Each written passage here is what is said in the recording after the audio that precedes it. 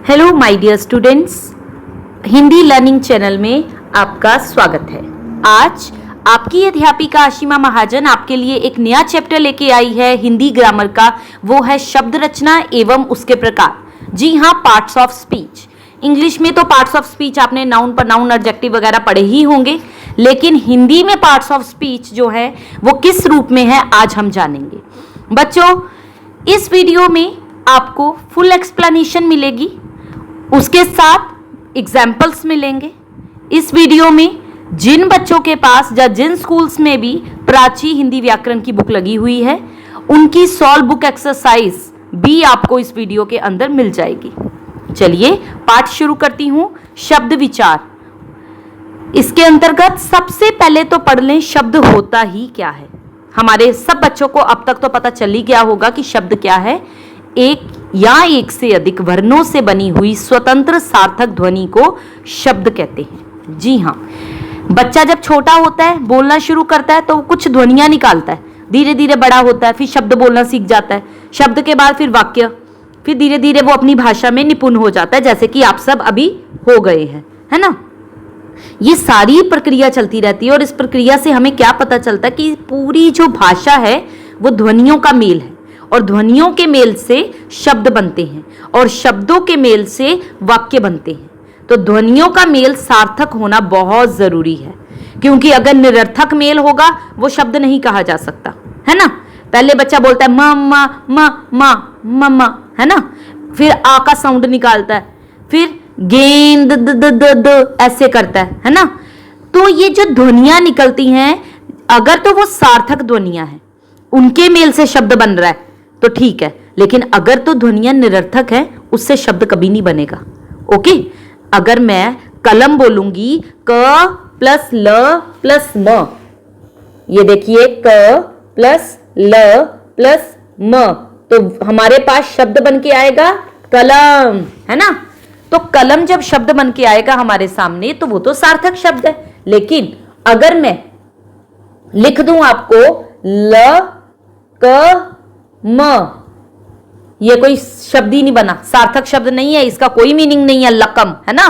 तो ये निरर्थक ध्वनि हो गई, निरर्थक शब्द हो गया।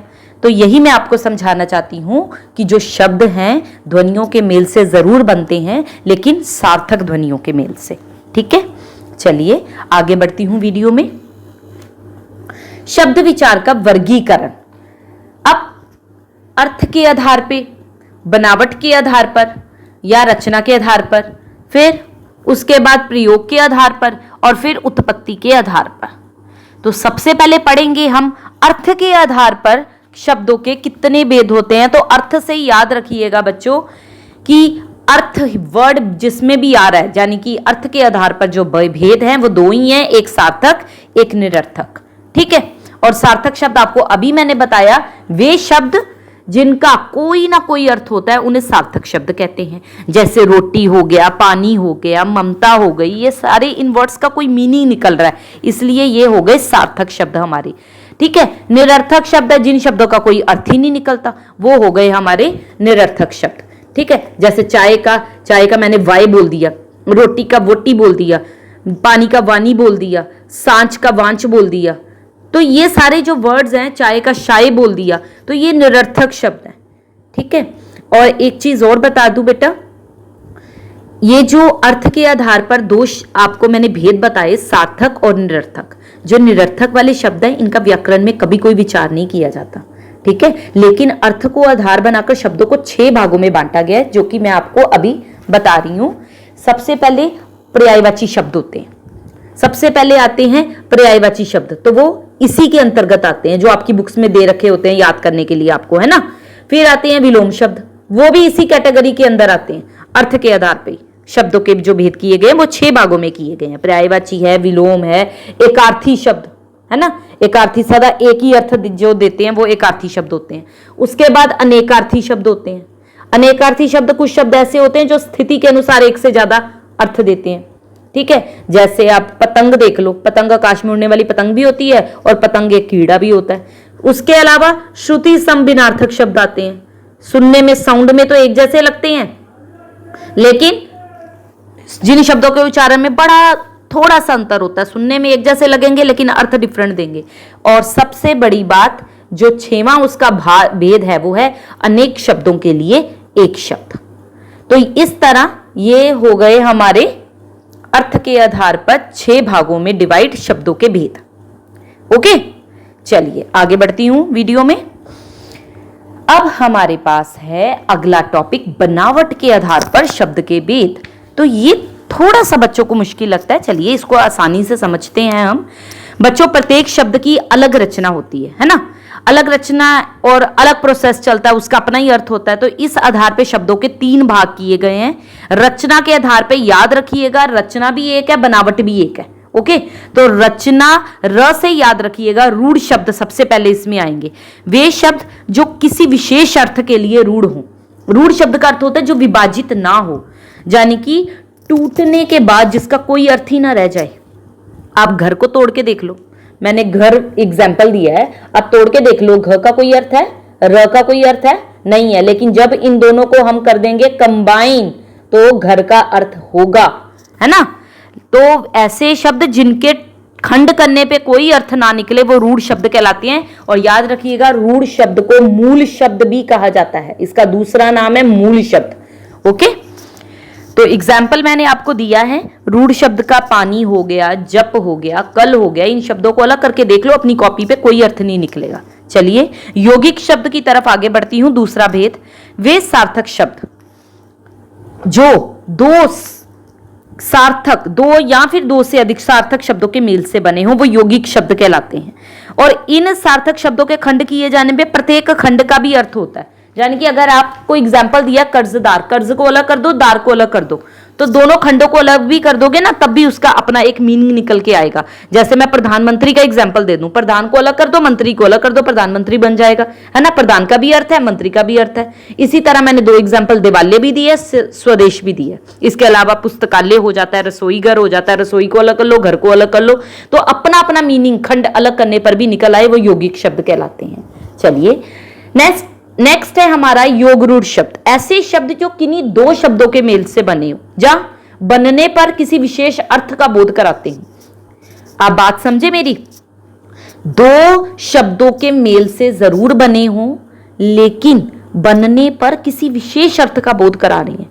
यानी कि यौगिक शब्द जब अपने सामान्य अर्थ को छोड़कर विशेष अर्थ बताने लगे, तब वे योग रूढ़ शब्द कहलाते हैं। मोटे तौर पे इतना समझ लीजिए कि वो सार्थक शब्द जो 2 सार्थक शब्दों से ही बनते हैं, यानी कि दोनों का अपना अपना मीनिंग होता है, यौगिक शब्द होते हैं, परंतु विशेष अर्थ के लिए वो रूढ़ हो जाते हैं। अब आप सोचो, पंकज वर्ड है, पंकज, नीचे एग्जाम्पल दिया मैंने, पंकज। कीचड़ में तो तरह तरह के कीड़े मकोड़े भी जन्म लेते हैं, पर हम उन्हें पंकज नहीं कहते। तो पंकज का अर्थ क्या होता है?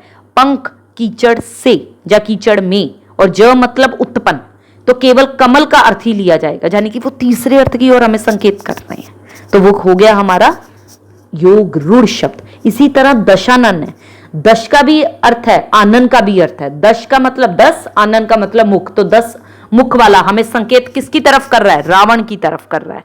लंबोदर है, लंबा उदर वाला, लंबा मतलब लंबा, उदर मतलब पेट। अब कौन है लंबे पेट वाले भगवान जी? हमारे गणेश जी। इसी तरह मनमोहन, अगर एग्जाम्पल दूं मैं आपको, मनमोहन, मनमोहन, मन को अलग कर दो, मोहन को अलग कर दो, तो मन को मोहने वाला, है ना, कि कौन है हमारे मन को मोहने वाला? श्री कृष्ण भगवान जी। तो इस तरह वो सार्थक शब्द जो 2 सार्थक शब्दों से बनते हैं, मन एक सार्थक शब्द है, मोहन एक सार्थक शब्द है, यौगिक शब्द होते हैं, परंतु विशेष अर्थ के लिए रूढ़ हो जाते हैं, वो योग रूढ़ शब्द कहलाते हैं। चलिए नेक्स्ट एग्जाम्पल्स मैंने आपको बताई हैं। एक दंत, एक दंत किसका है?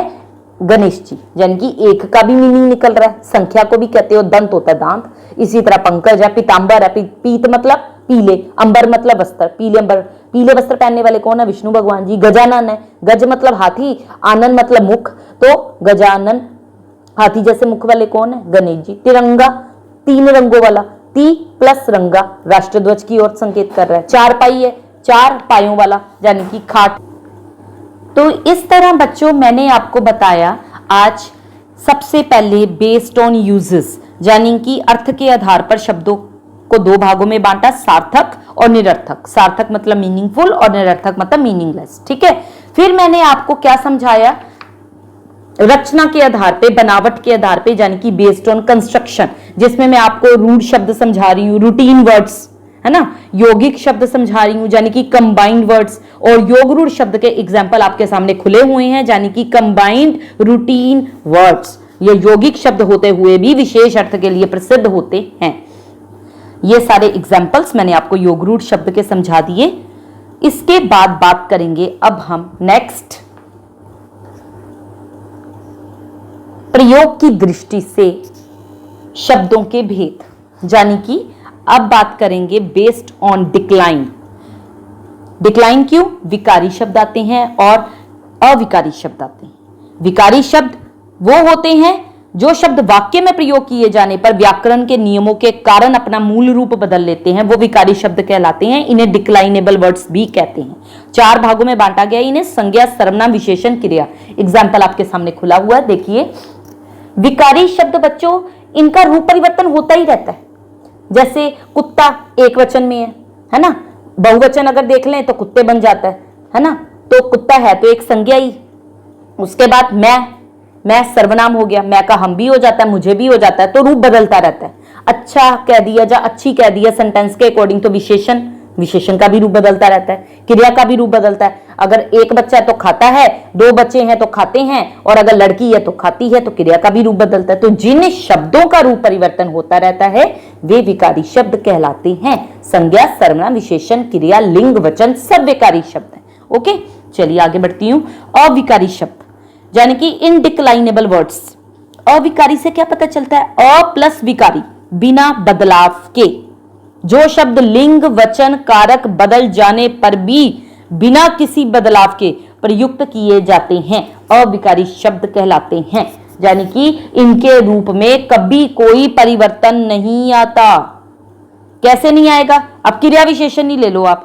क्रिया विशेषण में हम लिखते हैं यहां बैठो, तो यहां तो स्थानवाचक क्रिया विशेषण हो गया। यहां का वर्ड आप लिंग में बदल लो, वचन में बदलो, वो चेंज ही नहीं होना। किंतु संबंध बोधक है ना, वो भी कभी चेंज नहीं होता। नित्य क्रिया विशेषण है और समुच्चय बोधक है, तो इंटरजेक्शन लगा लो, कंजक्शन लगा लो, कुछ भी लगा लो, इनके रूप कभी नहीं बदलते, वो अविकारी शब्द कहलाते हैं। 4 भागों में बांटा गया है, क्रिया विशेषण, संबंध बोधक, समुच्चय बोधक, विस्मयादि बोधक। ये आपको समझा दिए गए बेस्ड ऑन डिक्लाइन। ठीक है, अब हम बात करेंगे बेस्ड ऑन सोर्स, उत्पत्ति के आधार पर शब्दों के भेद। हिंदी भाषा में तो हजारों शब्द है बच्चों, और उनके जो सोर्सेज हैं वो सारे डिफरेंट है। जैसे हिंदी भाषा में कई शब्द संस्कृत से आ गए, कई शब्द फारसी से आ गए, कई अन्य विदेशी भाषाओं से आए। तो इस तरह करके हमने उत्पत्ति के आधार पर शब्दों को 4 भागों में बांटा है, यानी कि सोर्सेज के बेस्ड पे हमने शब्दों को 4 भागों में बांटा है। तो सबसे पहले संस्कृत वर्ड्स यानी कि तत्सम शब्द। तत्सम शब्द को कहते हैं संस्कृत वर्ड्स। ठीक है, तद्भव शब्द को क्या कहते हैं? Modified words. आगे समझाती हूं मॉडिफाइड कैसे हो गए वो। ठीक है, उसके बाद देशज शब्द, नेटिव वर्ड्स जो हमारे देश के हैं, है ना, नेटिव। उसके बाद विदेशी शब्द यानी कि फॉरेन वर्ड्स। याद रखिएगा, बेस्ड ऑन सोर्सेस तत्सम शब्द हैं यानी कि संस्कृत वर्ड्स हैं, फिर मॉडिफाइड वर्ड्स हैं, उसके बाद नेटिव वर्ड्स हैं, उसके बाद फॉरेन वर्ड्स हैं। अब बढ़ते हैं आगे कि तत्सम शब्द कौन से होते हैं। तत्सम शब्द वे शब्द है जो संस्कृत भाषा से बिना रूप बदले हिंदी भाषा में आ गए। इसीलिए मैंने आपको लिखकर बता दिया, तत् का अर्थ होता है उसके, सम का अर्थ होता है समान। जो शब्द संस्कृत भाषा से हिंदी में बिना किसी परिवर्तन के ले लिए गए वो तत्सम कहलाते हैं। जैसे अग्नि लिखा है, क्षेत्र लिखा है, आम्र लिखा है, चंद्र लिखा है, अज्ञान लिखा है, जा रात्रि, जा प्रकाश, ग्राम, हस्त, कुछ भी लिख सकते हैं। तो जो शब्द तत्सम वर्ड में जो स है उससे याद रखिएगा, वे शब्द जो संस्कृत भाषा से बिना रूप बदले हिंदी भाषा में आ गए वो तत्सम शब्द कहलाते हैं, संस्कृत वर्ड्स कहलाते हैं। ओके, चलिए तद्भव शब्द, मॉडिफाइड वर्ड्स। अब मैं आपको बता रही थी मॉडिफाइड वर्ड्स क्या होते हैं। तो तद्भव शब्द संस्कृत के वो शब्द हैं जो आम बोलचाल से परिवर्तित हो गए और प्रचलन में आ गए। कैसे? तद्भव 2 शब्दों से मिलकर बना, तत् प्लस भव, जिसका अर्थ है उससे बने, यानी कि उससे उत्पन्न। तो जो शब्द रूप बदलने के बाद संस्कृत से हिंदी में आए उन्हें तद्भव शब्द कहते हैं। जैसे हस्त का हाथ शब्द का रूप बदल दिया, है ना। गेंद है, गेंद जिसका तत्सम रूप होता है कंदुक, और तद्भव हो गया गेंद। गटिका संस्कृत में कहते हैं, हिंदी में तद्भव रूप हो गया घड़ी, तो घड़ी उसका तत्सम हो गया गटिका। ठीक है, ये हो गए हमारे तद्भव शब्द। उसके बाद नेटिव वर्ड्स है, देशज शब्द। नेटिव वो शब्द जो आम बोलचाल से विकसित हो गए और किसी बड़े भूभाग में बोले जाने के कारण हिंदी भाषा में आ गए, यानी कि जो शब्द क्षेत्रीय प्रभाव के कारण परिस्थिति के अनुसार प्रचलित हो गए या आवश्यकता अनुसार प्रचलित हो गए। ऐसे शब्दों की उत्पत्ति के मूल का हमें नहीं पता वो वर्ड कहां से आए हैं, लेकिन वो वर्ड्स बस डेली रूटीन में बोलने के कारण वो वर्ड्स जो है वो पैदा हो गए हमारे देश में। अब वर्ड्स कौन कौन से हैं देखिए, पगड़ी है, या फिर मैं चिड़िया वर्ड बोल दूं, जूता वर्ड बोल दूं, डिब्बा वर्ड बोल दूं, है ना। ये कोई तत्सम शब्द नहीं है, कोई तद्भव शब्द नहीं है डिब्बा, ये लोगों ने अपने आप क्रिएट किए ये वर्ड्स। देशज शब्द है ये, फावड़ा, कटोरा, झाड़ू, खिड़की, लोटा, खिचड़ी, ये सब वर्ड्स आपको याद करने हैं कि नेटिव वर्ड्स कौन से है, तत्सम कौन से है, तद्भव कौन से, आपकी बुक्स में दे रखे होंगे। आगे है विदेशी शब्द। वे शब्द जो विदेशी, यानी कि फारसी से भी आ गए, उर्दू से भी आ गए, अरबी से भी आ गए, अंग्रेजी से भी आ गए, इन सब भाषाओं से हिंदी भाषा में आ गए, वो सारे फॉरेन वर्ड्स कहलाते हैं, विदेशी शब्द कहलाते हैं। ठीक है, भाषा चाहे हमारी अंग्रेजी है लेकिन शब्द अंग्रेजी का ही है, कॉलेज, मोबाइल। भाषा हमारी फारसी है, उसका शब्द है खून, सब्जी। भाषा हमारी उर्दू है, उसका शब्द है कानून, इंतजार। भाषा हमारी अरबी है, उसका शब्द है औरत, अखबार, वकील। इसी तरह मैंने कैटेगराइज करके आपको विदेशी शब्द दे दिए, अंग्रेजी, फारसी, अरबी, तुर्की, पुर्तगाली, चीनी। ये सारे शब्दों को आप याद कर लीजिएगा, लेकिन हमें क्या पता एग्जाम में कौन सा शब्द पूछा जाना है ना। तो आपको एक ब्रीफिंग करके दे दिया कि विदेशी शब्द ऐसे याद कर लीजिए, और भी बुक्स में दिए हुए हैं उन्हें भी याद कीजिए, थोड़े से आगे भी हम आपको दिखाते हैं। चलिए आगे, यस, अब आ गए संकर शब्द, कि दो अलग अलग भाषाओं में प्रयोग किए जाने वाले दो शब्दों को जोड़कर जब एक शब्द बना दिया, उनका प्रयोग हो गया, तो वो संकर शब्द कहलाए गए। यानी कि दो अलग अलग भाषाएं, नीचे एग्जाम्पल देखिए जरा। बम अंग्रेजी का शब्द है, बॉम्ब कहते हैं, प्लस वर्षा हिंदी, तो वर्ड बन गया बम वर्षा। रेल है, रेल किसका शब्द है, हमारी अंग्रेजी का। गाड़ी किसका, हिंदी का, बन गया वर्ड रेलगाड़ी। टिकट अंग्रेजी का वर्ड है, घर हो गया हिंदी का, तो बन गया टिकट घर। तो दो अलग अलग भाषाओं में प्रयोग किए जाने वाले दो शब्दों को जोड़कर जब एक शब्द बना दिया जाता है उसे संकर शब्द कहते हैं। इसी तरह और बहुत सारे एग्जाम्पल्स मैंने आपको दिए हैं जो हिंदी और अंग्रेजी से बने संकर शब्द हैं। ठीक है, इन सबको प्लीज आराम से पढ़िएगा। आंसू हिंदी का है, अंग्रेजी का है गैस, बन गया आंसू गैस या अश्रु गैस जिसे हम कहते हैं। कपड़ा हिंदी का है, अंग्रेजी का हो गया मिल, कपड़ा मिल बन गया।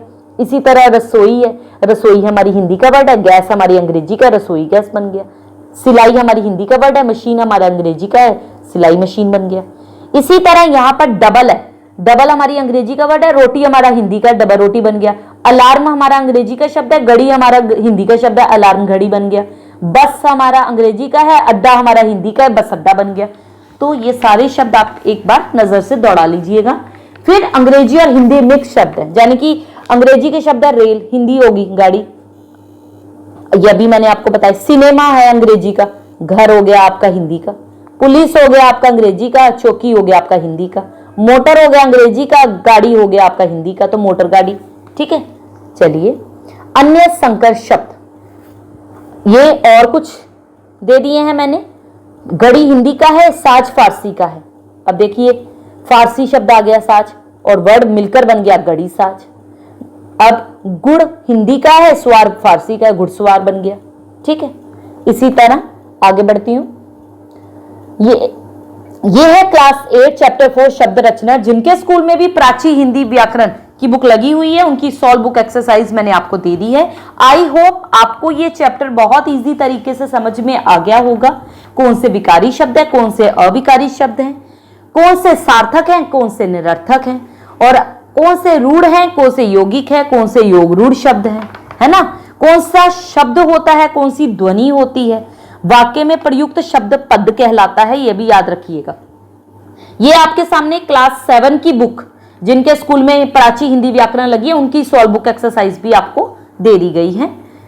इसके अलावा बच्चों पारिभाषिक शब्द भी होते हैं, वो शब्द जिनकी रचना विशेष प्रयोजन के लिए की जाती है, जैसे कानून के लिए की जाती है, जब विज्ञान के लिए की जाती है वहां परिभाषा डेफिनेशन वाले वर्ड्स यूज किए जाते हैं। इसके अलावा हमारे सामान्य शब्द भी होते हैं जिनका प्रयोग हम दैनिक जीवन में बोलचाल की भाषा के लिए भी करते हैं, जैसे दाल हो गया, सब्जी हो गया, रोटी हो गया, विद्यालय हो गया, घर हो गया, सड़क हो गया, कपड़ा हो गया, ये सारे सामान्य शब्द कहलाते हैं। तो आपको ये चैप्टर कैसा लगा प्लीज बताइएगा। और फिर भी अगर कोई परेशानी हो आपको कि कुछ समझ में ना आया हो, जैसे रूढ़ शब्द का एग्जाम्पल समझ में ना आया हो, या फिर योग रूढ़ का ना आया हो, या फिर यौगिक का ना आया हो, या कोई भी भेद शब्द का ना समझ में आया हो, टेलीग्राम पे लिंक दे दिया है, टेलीग्राम का लिंक इस वीडियो के डिस्क्रिप्शन में दे दिया है, आप प्लीज वहां पर कमेंट कीजिएगा। हो सके तो इस वीडियो में भी आप कमेंट कर सकते हैं। बाकी अपने दोस्तों के साथ ये वीडियो ज्यादा से ज्यादा शेयर कीजिए, क्योंकि हिंदी ग्रामर टॉपिक है तो हर एक को चाहिए होता है। और प्लीज मेरे चैनल को सब्सक्राइब कीजिए, सब्सक्राइब करना बहुत जरूरी है, क्योंकि हर नोटिफिकेशन आप तक नहीं पहुंचेगी अगर आपने सब्सक्राइब नहीं किया अभी तक। तो अगर आपने अभी तक मेरी कोई भी वीडियोस देखकर चैनल को सब्सक्राइब नहीं किया है तो प्लीज प्लीज प्लीज जल्दी सब्सक्राइब कीजिए, लाइक कीजिए और अपने दोस्तों के साथ ज्यादा से ज्यादा शेयर कीजिए। Thank you students, good bye.